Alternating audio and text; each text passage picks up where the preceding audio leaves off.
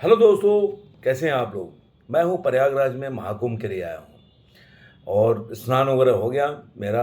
और आप लोग भी आए हैं। और जो भी लोग अगर इसके बारे में अगर गलत इन्फॉर्मेशन दे रहे हैं कि बहुत भीड़ भाड़ है, बहुत तकलीफ है, तो वो गलत बोल रहे हैं। देखिए, कहीं भी आप जाते हैं भीड़ भाड़ तो आपको मिलेगी। कहीं से भी ऐसी जगह में, जब आप वैष्णो देवी जाते हैं तो वहाँ भी भीड़ होगा, वहाँ भी चलना पड़ेगा आपको। तो अगर आस्था की डुबकी लगाना चाहते हैं तो ज़रूर जाएँ, वहाँ आस्था की डुबकी लगाएँ, ऐसा कोई बात भी नहीं है। अब आते हैं आज के एपिसोड में। ये एपिसोड होने वाला है जो छावा का बॉक्स ऑफिस कलेक्शन है उसके बारे में। आपको पता है छावा का 11वां दिन है, लेकिन छावा ने अपने 10 दिनों में जो बॉक्स ऑफिस कलेक्शन किया वो अपने आप में ऐतिहासिक है, और जो इसके साथ ही कई रिकॉर्ड को तोड़ देता है। क्या छावा पुष्पा 2 के रिकॉर्ड को तोड़ सकती है क्या?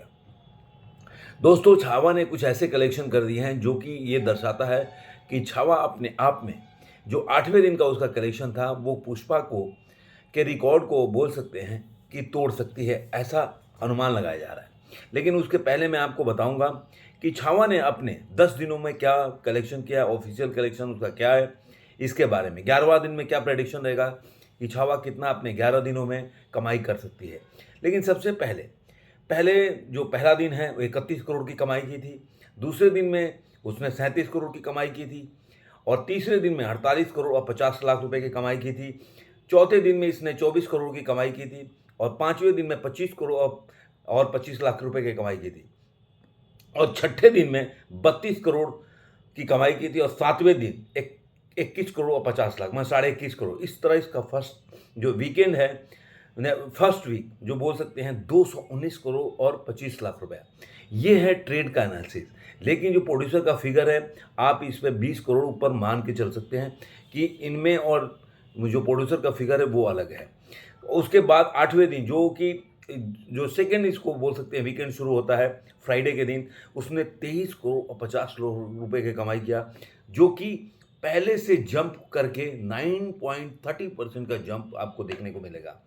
इसी तरह जो 9 डे था इसका, जो सेकेंड सैटरडे था, उस दिन में 87.23% का जंप लेकर 44 करोड़ का बिजनेस किया इस मूवी ने। उसके बाद जो आप इसके 10वें दिन का जो बोलेंगे, जो सेकेंड संडे है, उस दिन इसने 9% का ड्रॉप लिया, लेकिन उसके बावजूद भी 40 करोड़ का बिजनेस कर लिया इस मूवी ने। इस तरह अपने 10 दिनों में जो ऑफिशियल कलेक्शन है, जो ट्रेड मानती है कि 326 करोड़ और 75 लाख रुपए इसने कमाया है इंडिया नेट में अपने 10 दिनों में।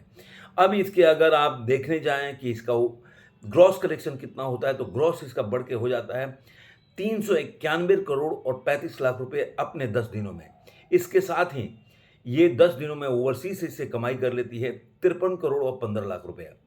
जो इसका वर्ल्ड वाइड कलेक्शन में देखा जाए तो 444 करोड़ और 50 लाख रुपए, मतलब 445 करोड़ अपने 10 दिनों में कमाई कर लेती है। और ये इसकी ओवरऑल ऑक्यूपेंसी 10वें दिन का रहा है वो 54% का करीब करीब। तो इस तरह से देखा जाए तो छावा जो है अभी भी मुंबई में 75% की ऑक्यूपेंसी से चल रही है। दिल्ली एनसीआर में 38.50% की ऑक्यूपेंसी चल रही है। पुणे में 84.75% की ऑक्यूपेंसी है। बेंगलुरु में 56.50% की ऑक्यूपेंसी है। हैदराबाद में 53% की ऑक्यूपेंसी है। तो ओवरऑल देखेंगे आप पूरे इंडिया में, जयपुर में 40% की ऑक्यूपेंसी, भोपाल में 45% की ऑक्यूपेंसी, लखनऊ में 34.75% की भी, सॉरी। तो इस तरह से देखा जाए तो पूरे ऑल ओवर इंडिया में इस समय छावा का धूम चल रहा है। और अभी अभी प्रधानमंत्री नरेंद्र मोदी ने भी इसके बारे में, इस मूवी के बारे में तारीफ किया। तो जो लोग, जो हेटर्स हैं, जो इसके बारे में गलत इन्फॉर्मेशन दे रहे थे, जो लोग पहले से आइडिया लगा के बैठे थे कि मूवी नहीं चलेगी, और क्या ऐसा आपको लग रहा है कि जो एक नैरेटिव चलाते थे, जो लोग, जो नेपोटिज्म का या जो उस तरह से बॉलीवुड का एक गैंग चलता है लोगों के खिलाफ, को क्या आज विकी कौशल उस चीज़ को फेस कर रहे हैं क्या? उसकी वजह यह है कि देखिए, विकी कौशल की कोई भी मूवी है उसमें उनके जो रिलीज डेट है, उसमें भी उनके जो पार्टी हो रही है, उसमें कभी भी विकी कौशल के जो बड़े स्टार्स होते हैं वो लोग नहीं आए। इवन मुझे तो थोड़ा सा अच्छा भी नहीं लगा कि सनी पाजी वगैरह हो, उनकी फैमिली को आना चाहिए, क्योंकि उन लोगों ने खुद से फेस किया इस प्रॉब्लम्स को या ये इस गैंग के नैरेटिव को।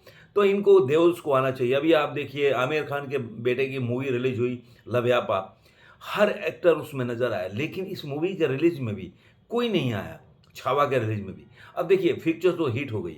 आज के टाइम में मुझे लग रहा है कि विकी कौशल से ज़्यादा, मेरा ऐसा मानना है कि उतना अच्छा एक्टर इंडस्ट्री में इस समय मतलब गिने-चुने लोग होंगे। ऐसा नहीं बोल सकते कोई नहीं होंगे, लेकिन कैरेक्टर के साथ चाहे आप सैम देख लीजिए, सैम बहादुर मूवी देख लीजिए, आपको किसी भी एंगल से ऐसा नहीं लगेगा कि जो सैम बहादुर का वो रोल कर रहे हैं, कभी भी उसके उसको बोल सकते हैं कि उसको रिज़ेम्बल कर रहे हैं कि नहीं, उसके वो ऐसा लग रहा है उनका प्रतिबिंब दिख रहा है कि नहीं। ऐसे ही यूरी देख लीजिए, ऐसे ही उनकी जो भगत सिंह पे पिक्चर है, तो जिस तरह से विकी कौशल कैरेक्टर में घुस जाते हैं, वो पता चलता है कि विकी कौशल एक अलग लेवल के अब एक्टर होते जा रहे हैं। और आज के टाइम में विकी कौशल को इग्नोर करना बॉलीवुड के लिए मुझे लग रहा है कि अच्छा नहीं है। परशुराम मूवी उनकी आ रही है आगे आने वाली, मुझे लगता है कि उस कैरेक्टर को भी ऐसे ही जिएँगे विकी कौशल कि जिस तरह से छावा को उन्होंने, कि जो लोग बोलते हैं कि 40 जो लास्ट का 40 मिनट जो पिक्चर मूवी बचती है छावा का, मैंने तो देखी नहीं है, वो किसी एंगल से विकी कौशल नहीं लग रहे हैं। लगता है कि आपके सामने संभाजी महाराज खड़े हैं, ऐसा लोगों ने कॉम्प्लीमेंट दिया। तो ये अपने आप में किसी एक्टर के लिए एक बहुत बड़ा बात है। उन्होंने बोला कि मैं पिक्चर लग ही नहीं रहा था कि हम पिक्चर देख रहे हैं, ऐसा लग रहा था कि छत्रपति संभाजी महाराज एकदम मतलब पूरी तरह से सामने आ गए और पर्दे पे दिख रहे हैं। तो ये कहना था मेरा। आपको ये वीडियो कैसा लगा ज़रूर कमेंट बॉक्स में बताइएगा। फिर मिलेंगे ऐसे किसी वीडियो में। आज के अंक में इतना ही।